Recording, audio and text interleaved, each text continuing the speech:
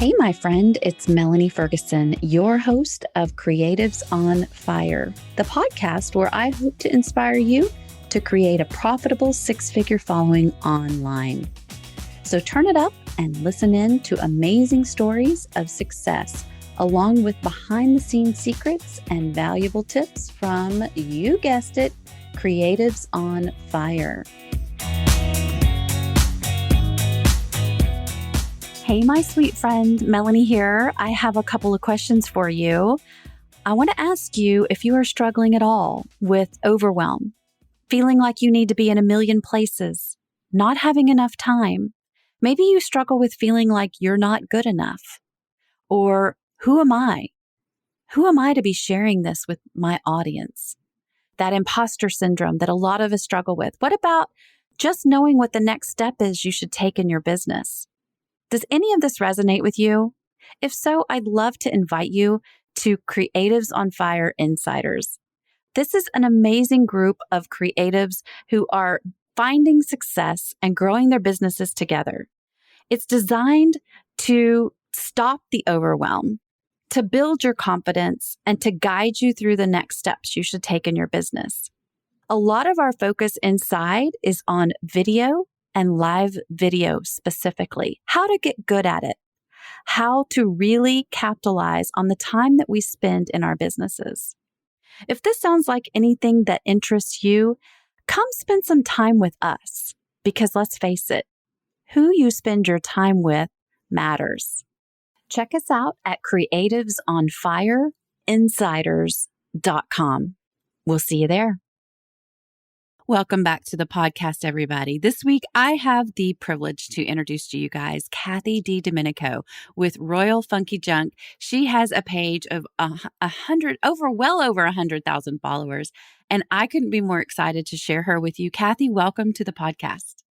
Thank you for having me. It's a pleasure to be here. Yay! Was there anything I left out that I should have mentioned as far as introducing you? No, I think that's it. I'm Royal Funky Junk, and I'm excited to be here. So tell us a little bit about your page. What does it look like? We're mainly focusing on Facebook, right? Correct. That's my main platform, yes. Tell us a little bit about your business and your page. So I guess I'm like a DIYer, repurposer. I love all things blingy and sparkly. I love to take old unwanted treasures from that I find at the Goodwill, and I just revamp them, paint them, add glitter and diamond dust and all that stuff, and just turn them into really one-of-a-kind works of art, home decor, and just try to inspire people to go and make their own, ideas that they see laying around in thrift stores and Goodwills and Salvation Art, garage sales. I love all that stuff. And it's working for you, right? I think so. It's kind of gone crazy the last few months. It's really blown up. I agree. And so what has worked for you? I know there's things that probably haven't worked for you, but what has worked for you in growing to the 100,000 followers? I think for me, what I noticed, with my numbers growing, it's pretty much consistency for Facebook. That's my main platform, and it's just never missing a day of being there and showing up. Whether it's a post, it's hard sometimes with family and kids, laundry and all that stuff to always get time to do it live. But just even showing up on the page somehow, answering my messages, commenting and answering what people have to say. So I try to show up every day in some way, shape, or form. I agree. I think that is super key to any platform, is literally you need to be there. It can't be just set it and forget it, right? Exactly. Yep. So that's the best advice I can give anybody, is to just be consistent and show up daily. So, did this come naturally for you, or did you have to work at doing what you do? I've always been really creative. I've always loved to decorate and try new things. And I always loved going to the thrift stores and looking at something and saying, oh, I like the shape of that. I just need to paint it, throw some images on it or whatever that I would come to mind. But the part that I feel like I had to work for the most was I'm a total introvert. So for me, getting on the backside of a camera and going live was really, really difficult for me. And I had to push myself to actually get the nerve to get online and go live.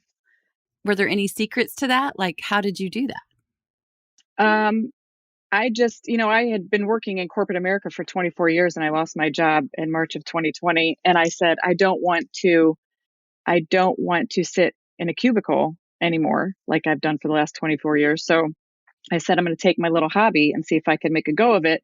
And, I was always watching these other creatives and going, I can do that. I've got good ideas. My friends all like, oh, I love your stuff. And they were buying it from me. So I thought, I just have to, you know, dig deep and get over that fear that was driving me to stay hidden behind the camera. So I started out like pre-recording videos of myself and then making sure they were okay. And then finally I was just like, this is stupid. I just have to just do it. I was horribly nervous the first time I did it, but now it's just like getting on a Zoom with your best friends and, having a blast and meeting new people.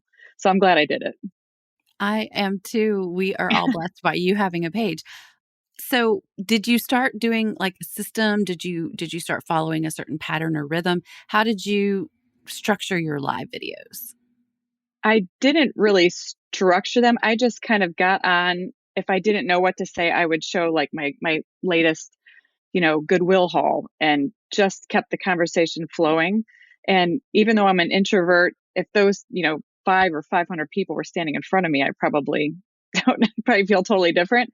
So I just learned to keep the conversation flowing by, reading the comments and, talking to my crowd, even though I'm the only one speaking. But it was really helpful when they would comment and it just kind of built from there. And so now I just can go live and I kind of have that way where we talk a lot. We call it chick chat. And I just don't get on there and craft. We actually communicate, through the comments and through me talking. So basically, when you have someone commenting, just for our listeners to understand, it's almost as if you're able to just focus on that one person, answer their question, and feel like you're just one on one, as opposed to realizing that little number in the corner of the screen doesn't really matter. It's really more the people who are interacting with you. Exactly. And that's, and it's hard when you're on a Facebook Live and you're crafting. You can't see every single comment.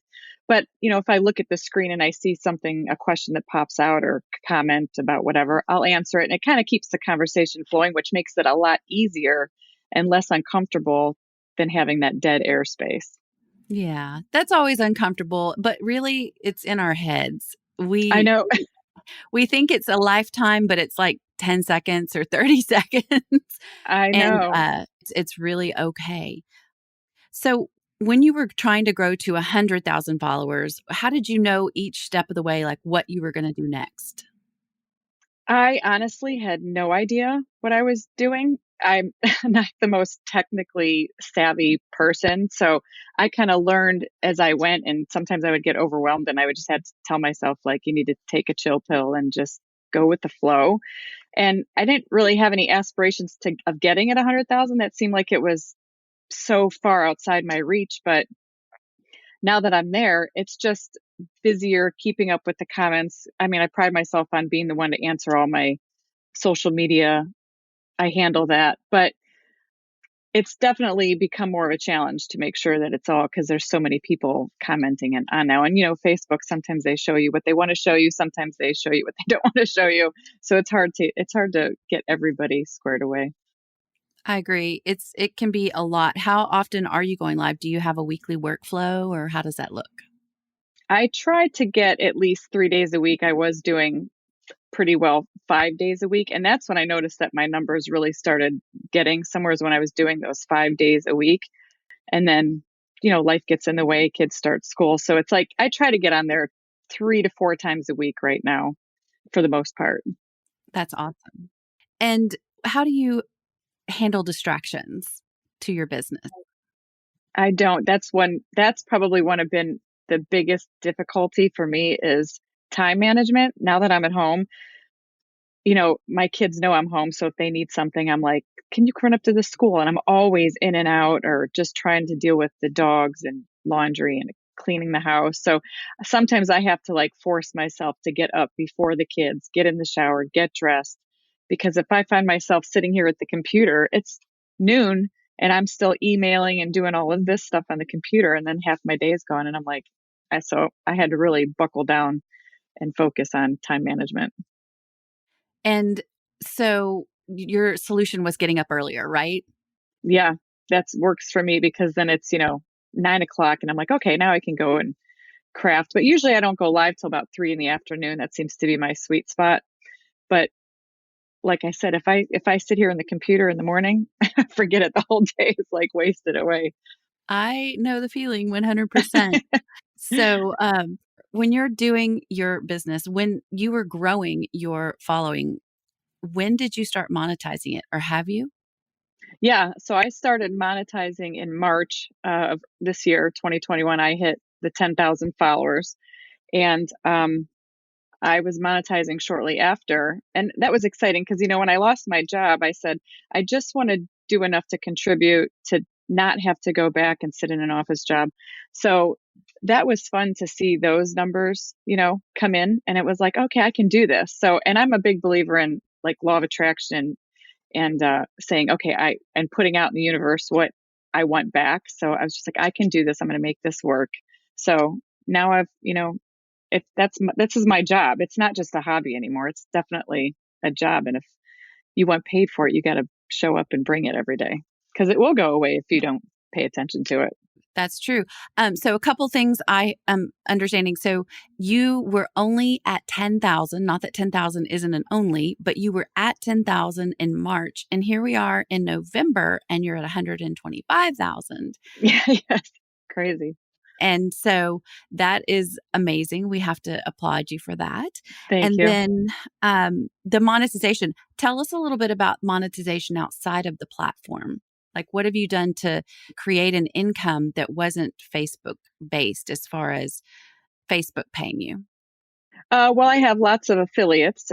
Thanks to you, you got me hooked up with Totally Dazzled. So I have affiliates with like, Lange Hair Care, Totally Dazzled, Would You Bend, Decoupage Queen. So all that's like passive income coming in. I all my creations that I make, for the most part, if I don't end up keeping them, I do have live sales. I used to, but then they got so crazy with the trolls on Facebook. It kind of little bizarre. So I switched over to a Shopify. So I put my items that I create on my lives and I sell them on Shopify. That's So that's what awesome. and then I have a paid private membership group. So yeah, but I learned all that, just from watching other creatives and going, "Oh, that's a great idea," and learning along the way. Awesome. And so, when along your journey to growing to the six figure following, which I know you didn't expect, but when did you start to see that that might happen? I think that happened really fast. I created a 3-minute video, those like fast play crafting videos, and it was about a spooky book that I made for Halloween, and I had published it at like the end of August, and I want to say I had maybe 35,000 followers at that point, and that went viral and hit like 15 million people, and it was so crazy because I kept watching like the video number grow and I'm like, "Oh my gosh, that book is going crazy." But what's funny is the majority of the comments on that video were because at that time, because my non-techie self, I didn't know how to unflip a mirrored recording when I was making that video on my phone. So it looked like I was decorating the back of the book. And I would say 7 out of 10 comments were telling me, "Why is she decorating the back of the book?" And it went viral for a simple mistake that I didn't know that I was even doing or had no idea how to fix. I agree. That's so interesting that you bring that up because most of those videos go viral because of the traction of the commenting and the engagement. And what the people who are doing negative comments don't understand is it's so helpful and it really increases our potential to grow, even with their ugly comments of, what was she thinking? And why did you do this? And I don't understand that. It's like, well, thank you. Have a nice Yeah, day. yeah. And I've had 3 other videos go viral after that one, and I I say this to my friends. I say, "You want something to go viral, just you." The next video I had go viral was a striped tray, and I can't 8 out of 10 people, I think I made all of Italy mad because I put a fleur de lis on it. And I was like, people were telling me I should be flogged, and it's they were so upset with me, all these Italians, and it's like I was just doing it because I like stripes and I like fleur de lis. I wasn't, but I wouldn't say 8 out of 10 people were just horrified by what I created. But I was just like, thank you. Yep. And it didn't affect you one bit because No. you just benefited. Yeah, and I just kind of laugh. You have to laugh. You can't take it personally, and you can't let it get underneath your skin, and you just have to say, "Hey, everybody has their own thing, and what you may like doesn't mean that everybody has to like it." So I just kind of laugh and let it shrug off and just deal with it. So, Kathy, what advice would you give yourself back when you were just getting started? You had maybe 1,000 followers, you got over the nerve to start, and you were just kind of plugging along. Um, I think back then I cared a lot more what people thought. I was always worried about, like, oh, I have to make something that everybody's going to like, and I developed that thick skin and saying like, hey, not everybody's going to be your people. And you kind of learn as you go every time that there's these things called trolls or just mean, nasty people. And I just got to that point where I'm like, you're not going to bother me anymore. I'm not going to lose any sleep over somebody else's misery. So I just, from now on, I have this standing on my page, like I don't tolerate anybody coming on and being negative on a live or disrupting my other followers because we're all like a family. So I just give them the I call it the BBD, the ban, block, and delete. I love Just it. get it. Yep. The BBD. We all need Yep. that. Yeah. Everybody needs to incorporate that. So, as Kathy, you were growing and you had the viral and then a few more virals, and you just saw your follower count snowballing. Did you see a correlation with, say, maybe your sales or your groups growing? Did it correlate at all? Um, no, I mean, my private group, believe it or not, with 125 almost 1,000 followers, my private group is kind of more intimate and small. There's only 147 paying members in there, which is fine because I kind of like it like that. It's, smaller and I don't have to, I know who's in there. And it's like I said, it's like one big family. So it's hard to keep track of 100, remember all those 125. A lot of them look familiar. And it's funny because my sales on Shopify, my live sales were crazy, and if I had an auction, some of those things would go for ridiculous amounts of money. I think it was like FOMO or something. People didn't want to miss out. So when I started putting everything on Shopify, I've noticed that it just sits there. So I have play around with, do I want to go back to live sales? Because, my craft room is filling up with all this stuff where in one day I would have just sold it all. But those get to be a little bit sketchy and people are mad because of the lag on Facebook. They don't understand why they didn't get it. So it was just a lot of, tense moments on those lives. That's why I said I'm going to flip over to Shopify. But no, I think with the amount of followers, you would think that you would have more of that. But no, I think my private group and my sales have remained pretty much the same.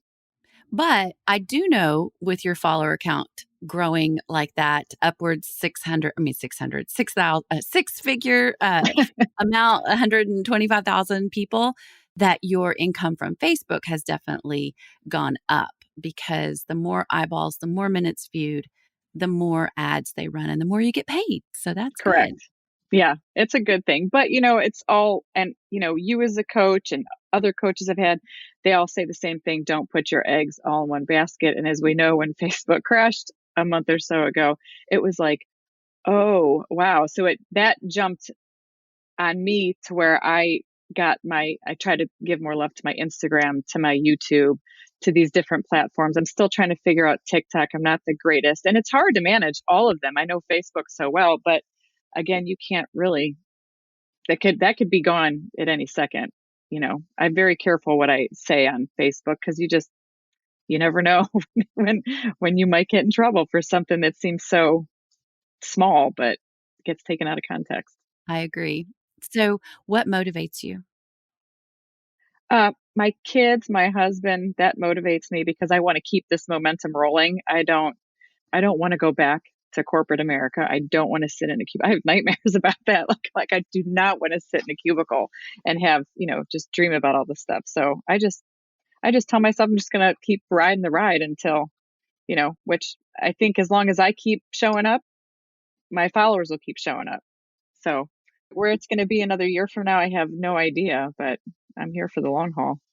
You're here for it. Yay. Yeah. And speaking of here for it, where can they find here? Where is here for you? So my major platform is Facebook, Royal Funky Junk. And then I do have a blog that I'm trying to give a little bit more love to. It's not my forte, but I do have help with that now, and that's royalfunkyjunk.net. And then my Shopify is where I have like t-shirts and mugs and all that good stuff, and my creations can be found, and that's shopfunkyjunk.com. And then I do have Instagram and YouTube, Royal Funky Junk. Perfect. Well, it has been such a pleasure having you on here to share with us all about your journey.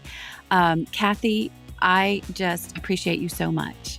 I appreciate you. Thank you so much for having me be here. It's been a huge honor. Talk to you later. Bye. Bye-bye. Thank you so much, my friend, for listening to the podcast. I'm blessed every single time you come back and listen to an episode. It's especially amazing when you share it with others on social media. So be sure to follow Creatives on Fire online. Listen, if you have not already done so, I want you to go ahead and download the 5 ideas I personally used to explode my online audience growth to a 6-figure following. You can find that at creativesonfirepodcast.com. I appreciate you, and until next time, stay inspired.